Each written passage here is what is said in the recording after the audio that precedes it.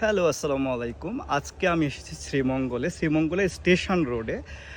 আমরা আজকে যাব লালটিলা পাহাড়ে। তো এটা ফুলছড়া বাগানের কাছে।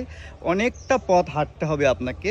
শ্রীমঙ্গলের স্টেশন রোড থেকে 20 টাকা ভাড়া। 20 টাকা ভাড়ার পরে মেইন রোডে নামার পরে আপনাকে এই যে এই রাস্তাটা দেখতে পাচ্ছেন, পুরো রাস্তা হেঁটে ওই যে দেখতে পাচ্ছেন লালটিলা, ওখানে যেতে হবে। চলেন আমরা ঘুরে আসি।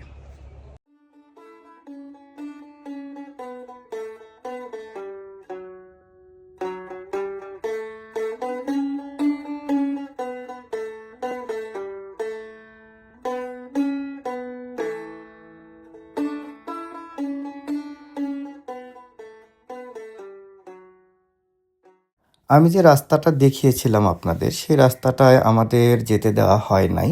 তখন দুপুর ১২টা ছিল আর চেকিং চলছিল। তো আমাদের ওই রাস্তাটায় যেতে বারণ করা হয়েছিল যে, না এখন কাজের সময়, এখন এখান দিয়ে যাওয়া যাবে না। তো আমি এত দূর থেকে গেছি লালটিলা পাহাড় দেখতে, সেজন্য আমি ভাবলাম যে দেখেই যাব। আর বিকল্প রাস্তা খুঁজে বের করেছিলাম পাহাড়ের উপর দিয়ে। এই যে এখান থেকে অনেকটা দূরে, কিন্তু কেবল আমি পাহাড়ে উঠেছি, তারপরে ওই যে অত দূরে লালটিলাতে যাব আর কি।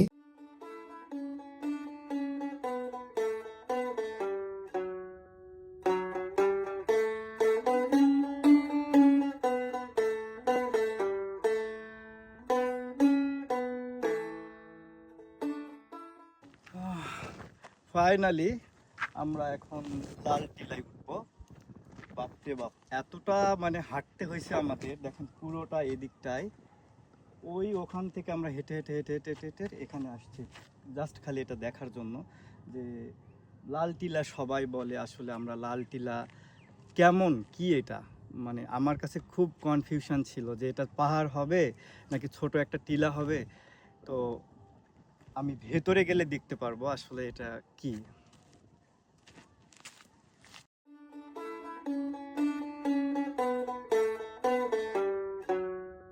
লালটিলা পাহাড়ে উঠে দেখলাম এখানে একেবারে পাহাড়ের টিলায় হিন্দু ধর্মাবলম্বীদের মন্দির আছে।